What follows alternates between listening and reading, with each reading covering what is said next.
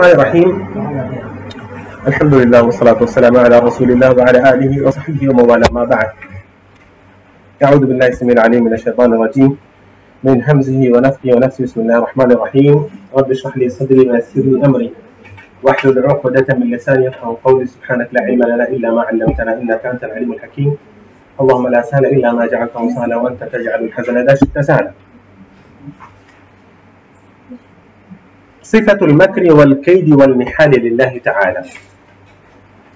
ہم العقیدۃ الواسطیہ میں اللہ رب العالمین کی صفات کو کتاب و سنت کی روشنی میں ثابت کر رہے ہیں. مطلب شیخ الاسلام ابن تیمیہ رحمہ اللہ نے ثابت کیا، ہم اس کو سمجھ رہے ہیں. تو آج جن صفات کو ہم پڑھنے جا رہے ہیں وہ ہے اللہ رب العالمین کی صفت مکر، صفت قید اور صفت محال. ان تین صفتوں کو ثابت کرنے کے لیے شیخ الاسلام ابن تیمیہ رحمہ اللہ نے 4 آیتوں کو ذکر کیا ہے. قرآن کی 4 آیتوں کو ذکر کیا ہے. سب سے پہلے آیت وَهُوَ شَدِيدُ الْمِحَالِ.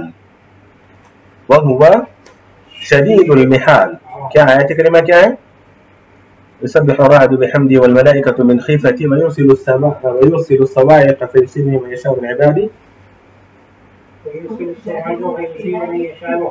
وَهُمْ يُجَادِلُونَ فِي اللَّهِ وَهُوَ شَدِيدُ الْمِحَالِ. وَهُوَ شَدِيدُ الْمِحَالِ. تو وَهُوَ شَدِيدُ الْمِحَالِ کے شاید اردو مترجمین نے اس کا ترجمہ کیا ہے کہ اللہ رب العالمین زبردست چال والا ہے. تو کسی نے ایسے ترجمہ کیا زبردست پکڑ والا ہے، اور کسی نے ترجمہ کیا یعنی شدید العقوبتی کا ترجمہ کیا ہے بعض نے، اور بعض نے شدید المحال کا زبردست چال والا ہے، مکر والا، یہ ترجمہ بھی کیا، جس سے محمد جناگری وغیرہ نے یہ ترجمہ کیا ہے کہ زبردست چال والا ہے. اور ابن تیمیہ رحمہ اللہ نے بھی اسی معنی کو لیا ہے، اسی لیے محال کو انہوں نے مکر اور قید کے ساتھ شامل کیا. حیلہ سے لیا ہے، محال حیلہ سے لیا ہے. تو وہ شدید المحال. تو محال کے معنی ایک تو شدید العقوبہ کے ہیں، سخت پکڑنے والے کے بھی ہیں، شدید الاخذ بالعقوبۃ، سخت پکڑنے والا. یا پھر محال کے ایک معنی شدید المکر کے بھی ہیں کہ سخت چال چلنے والا ہے اللہ رب العالمین. کہتے کس کو ہے؟ مکر یا قید یا محال. کس کو کہتے ہیں؟ مکر، قید یا محال کہتے ہیں کہ انسان کچھ ایسے اسباب کو، خفیہ اسباب کو اپنائے دشمن کو زیر کرنے کے لیے جس کا علم صرف اس کے پاس ہو، دشمن کے پاس نہ ہو. خفیہ اسباب کو اختیار کرنا دشمن کو زیر کرنے کے لیے، یا مخالف کو زیر کرنے کے لیے، یا سامنے والے کو، ضروری نہیں کہ وہ مخالف ہی ہو، سامنے والے کو زیر کرنے کے لیے یا اس کو نقصان پہنچانے کے لیے، کچھ اثر ڈالنے کے لیے.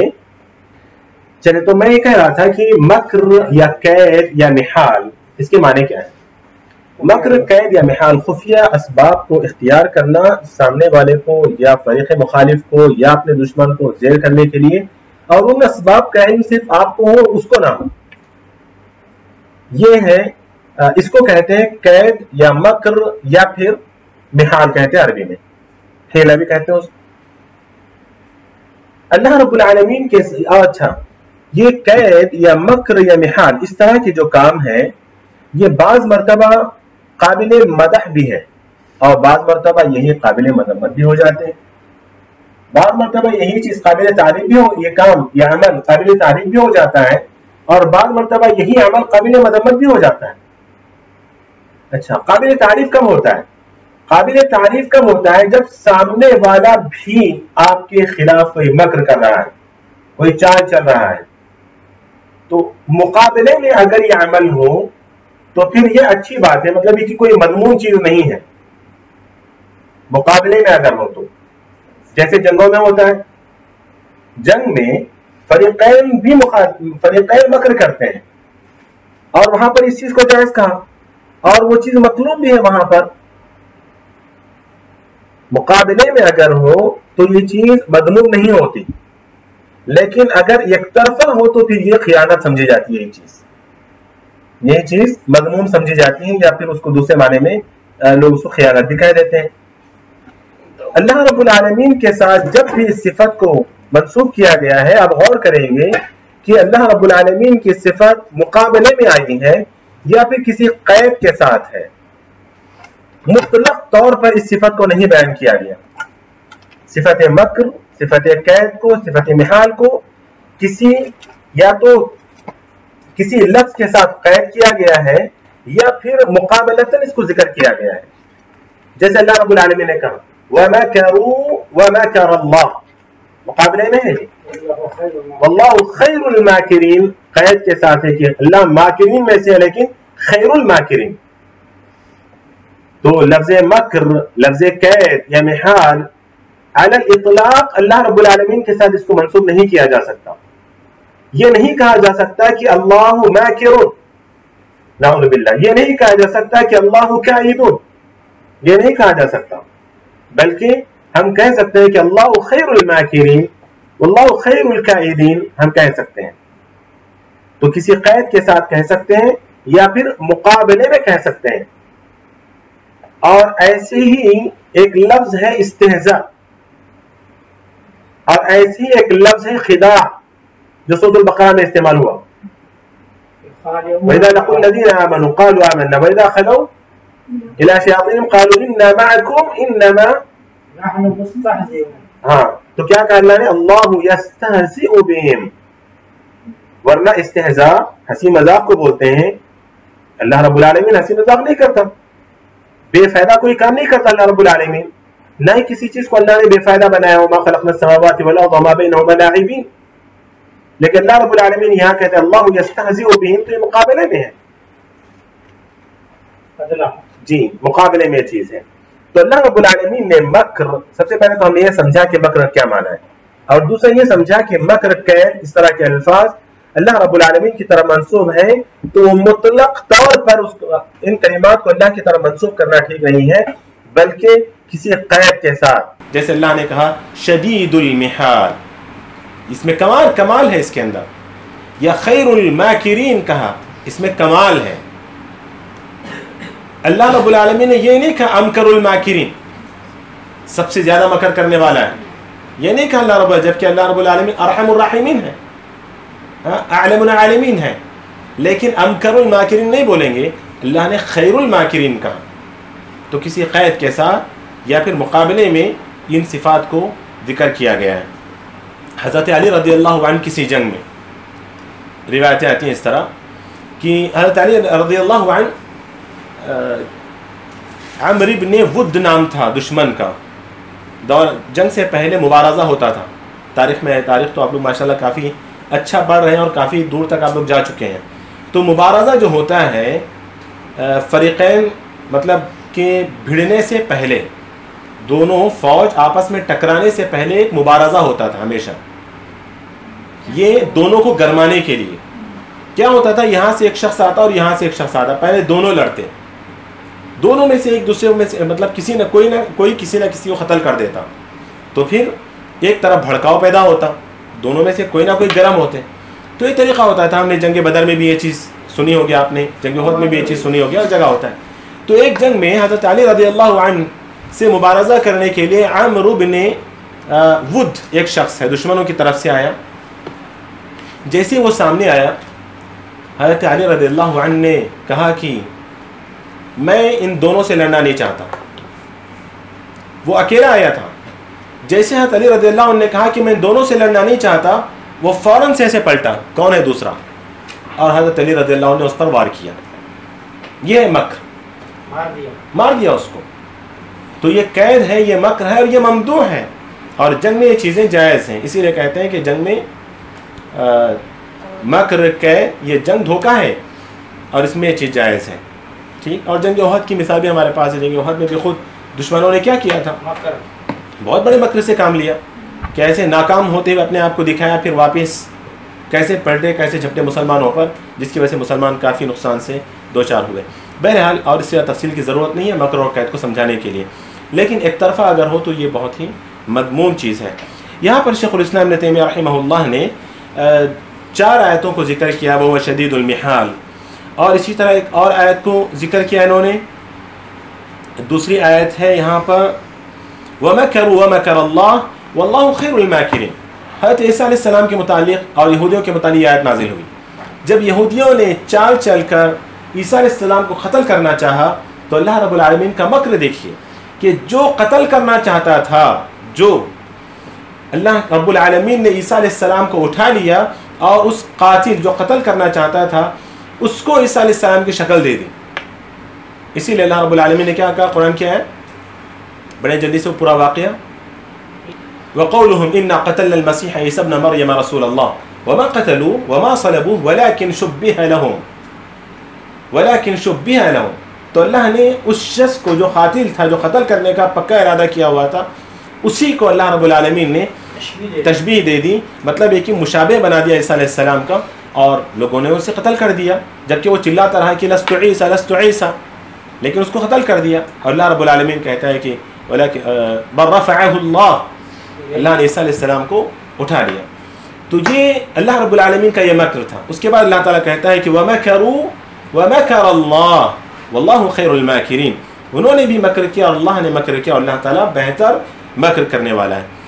اسی طرح شیخ الاسلام ابن تیمیہ رحمہ اللہ نے اور کون سی آیت بتائی یہاں پر؟ تیسری آیت. سبحان اللہ. وَمَكَرُوا مَكْرًا وَمَكَرْنَا مَكْرًا وَهُمْ لَا يَشْعُرُونَ. یہ قوم صالح کے متعلق ہے، یہ آیت نازل ہوئی تھی. 9 آدمی تھے، بڑے فسادی تھے، اور انہوں نے صالح السلام کو قتل کرنے کا پلان کر لیا تھا. جیسا کہ اللہ رب العالمین نے ان کے متعلق فرمایا کہ وَكَانَ فِي الْمَدِينَةِ 9 رَهْطٍ يُفْسِدُونَ فِي الْأَرْضِ وَلَا يُصْلِحُونَ. اس کے بعد کہا قالوا تقاسموا بالله لنبيتنه وأهله ثم لنقولن لوليه ما شهدنا مهلك أهله وإنا لصادقون. کہا انہوں نے کہ وہ 9 آدمی تھے، بڑے فسادی تھے، اصلاح نہیں چاہتے تھے، تو اللہ نے ان کے بارے میں کہا کہ آپس میں قسمیں کھائے انہوں نے. تقاسموا بالله لنبيتنه وأهله. رات ہم حملہ بول دیں گے، حملہ کر دیں گے صالح اور اس کے اہل و عیال پر. لنبيتنه وأهله ثم لنقولن لوليه. پھر ان کے وارثین سے ہم کہہ دیں گے کہ ما شہیدنا مہلک اہلی وإنا لصادقون، کہ ہمیں پتہ نہیں، ہم نے دیکھا ہی نہیں ہے. مہلک مفعول کے وزن پر آ گیا، دیکھیں یہاں بھی ہاں اسم المکان یا اسم الزمان. ہم نہ وہاں پر قتل ہوتے وقت نہ ہم تھے، نہ قتل ہونے کی جگہ کو ہم نے دیکھا.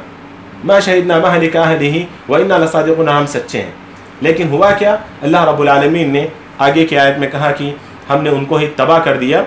تو اس کے بعد اللہ رب العالمین کہتا ہے وَمَكَرُوا مَكْرًا وَمَكَرْنَا مَكْرًا. بہت بڑی چال چلی تھی انہوں نے، بہت بڑی چال. بہت بڑی چال کس کا ترجمہ کیا میں نے؟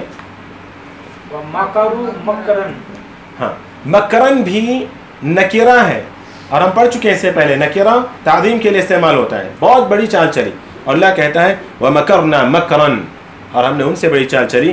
وَهُمْ لَا يَشْعُرُونَ. دیکھیے مکر میں یہی ہوتا ہے، اسباب خفیہ ہوتے ہیں. وَهُمْ لَا يَشْعُرُونَ، ان کو پتہ نہیں چلا، اور ہم نے انہیں تباہ کر دیا. عاقبۃ مکرہم انا دمرناہم وقومہم اجمعین. چلے اس کے بعد کیا ہے؟ انہم یکیدون کیدا واکید کیدا. انہم یکیدون کیدا واکید کیدا. اور یہ کس کے بارے میں؟ رسول اللہ صلی اللہ علیہ وسلم کے متعلق. جب کفار مکہ نے یا مشرکین مکہ نے رسول اللہ صلی اللہ علیہ وسلم کو قتل کرنا چاہا، کیسا پلان کیا انہوں نے؟ قرآن اس کا نقشہ کھینچتے ہوئے کہتا ہے وَإِذْ يَمْكُرُ بِكَ الَّذِينَ كَفَرُوا لِيُثْبِتُوكَ أَوْ يَقْتُلُوكَ أَوْ يُخْرِجُوكَ وَيَمْكُرُونَ وَيَمْكُرُ اللَّهُ. یہ چوتھی آیت ہے، یہ چوتھی آیت ہے جس کو شیخ الاسلام نے ذکر کیا یہاں پر. تو اللہ رب العالمین کہتا ہے کہ انہوں نے اتنی بڑی چال چلی تھی رسول اللہ صلی اللہ علیہ وسلم کو ختم کرنے کے لیے، آپ کو دعوتی دین سے روکنے کے لیے. کیا کیا پلان تھا ان کا؟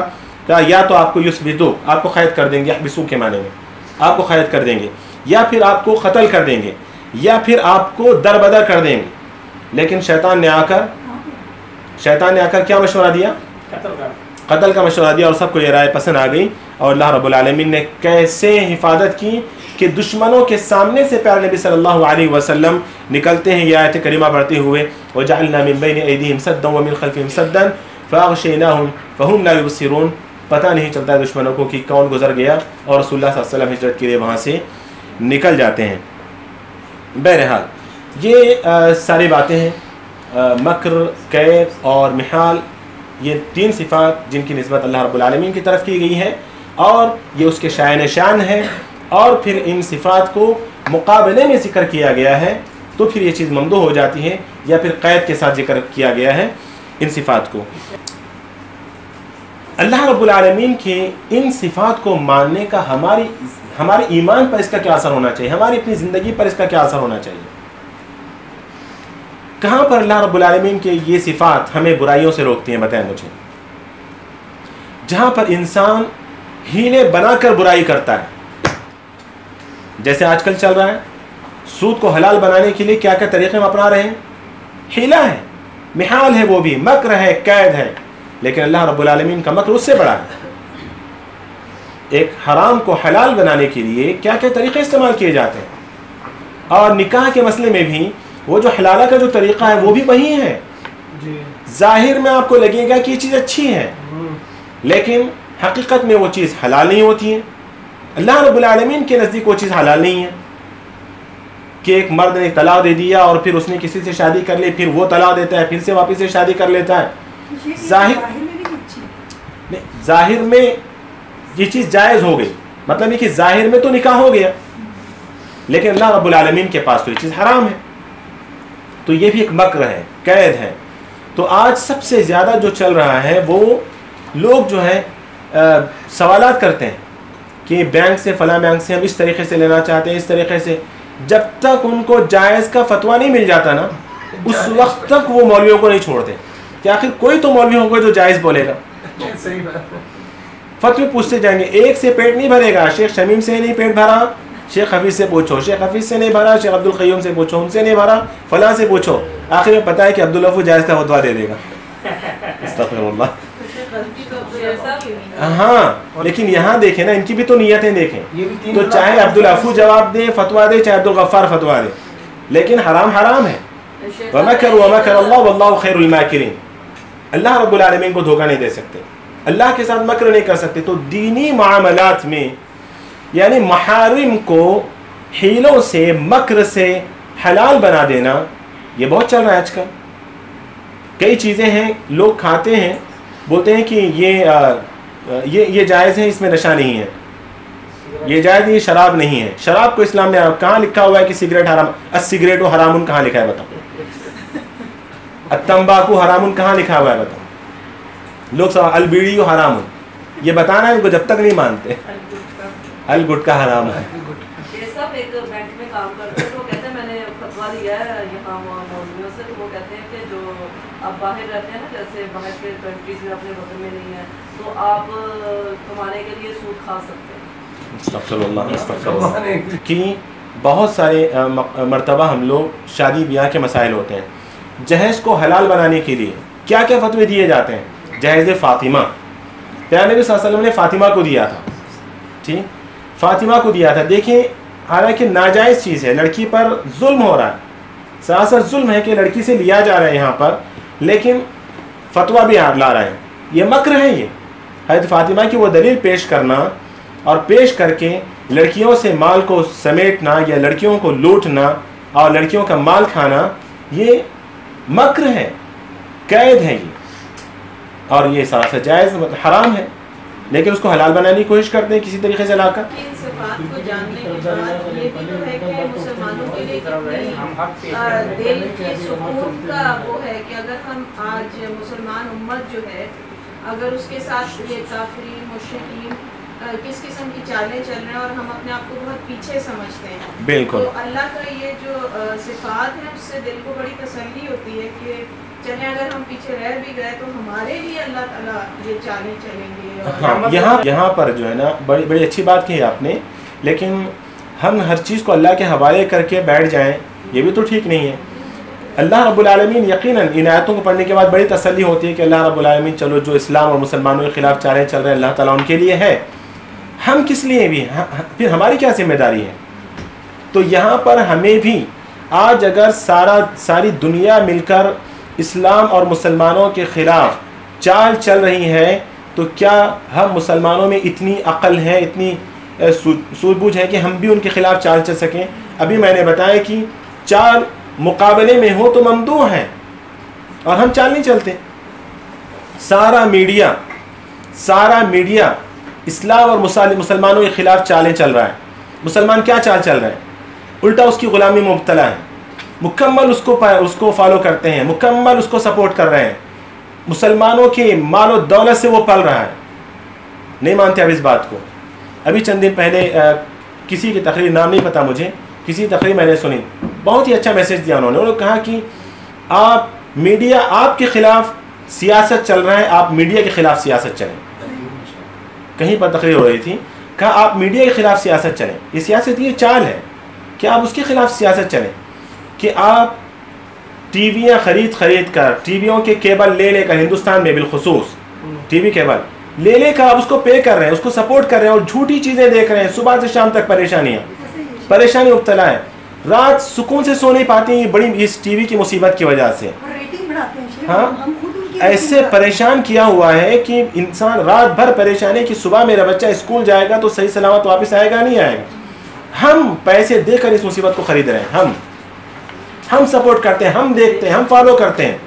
उसने बड़ी अच्छी बात कही, उसने कहा कि इन सब चीज़ों को निकालो, केबलों को निकाल कर फेंको, और उसने ये कहा कि इंटरनेट को अपने घर में रखो। बहुत सारी चीज़ें उसके वो थी, लेकिन कुछ अच्छी बातें उसने बताई कि नेट है, कंप्यूटर है, कहा घर में रखो, उसके ज़रिए आप खबरें देखो, फॉलो करो। और ये टीवी एक ऐसी चीज़ है, एक तरफा आप गालियाँ सुनते हो, जवाब देने का आपके पास कुछ नहीं है, कि एक तरफा उसके मक्र का शिकार हो रहे हो, आपके पास करने के लिए कुछ नहीं है। का इंटरनेट में आप खबरें देख रहे हो, कम से कम आप लिख तो सकते हो तू चोर है, तू झूठा है, आप अपनी भड़ास तो निकाल सकते हो वहाँ पे। खैर, मैं उसकी तारीफ तो नहीं कर रहा हूँ, लेकिन मैं ये कहना चाहता हूँ कि सारी दुनिया जब हमारे खिलाफ साजिशी बन गई है तो हम क्या कर रहे हैं? हम उनकी साजिश का जवाब किस तरह दे रहे हैं? वो तो चाहते हैं कि हम उन्हें बुरा कहें और उनकी रेटिंग बढ़े, तो हमारे बुरा कहने से तो शेख उनको तो फायदा होता है। चले, मैंने कह दिया आपसे कि मैं उसकी तारीफ में नहीं हूँ, उन्होंने ऐसे कहा, मैं उसकी तारीफ में नहीं हूँ, लेकिन हम क्या कर रहे हैं?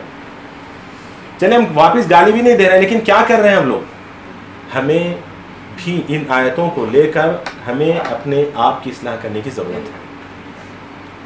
अब ये ना समझें कि अल्लाह चाल चलने के लिए अल्लाह ही काफ़ी है और हम जो है ना बिस्तर ओढ़ के सो जाएं, ये नहीं है। हमें भी कुछ करना है। ये पूरे सबक से हमें मैसेज मिला है कि हमें भी कुछ करना है, कि मक्र मुकाबले में होना चाहिए, जो कि आज मुसलमानों की तरफ से नहीं के बराबर है।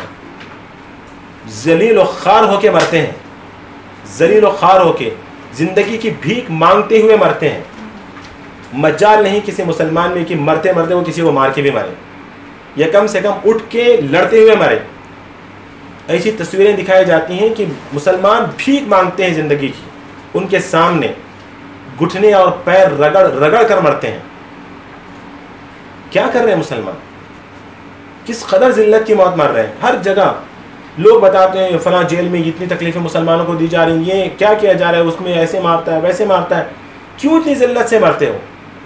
मरना ही है तो कुछ करके मरो, कुछ को मार के मरो। जब पता चल गया है कि हम दुश्मन के झांसे में फंस चुके हैं, उनके जाल में आ गए हैं, या मौत ही लिखी हुई है हमारे मुक़द्दर में, कुछ को मार के मरो ना।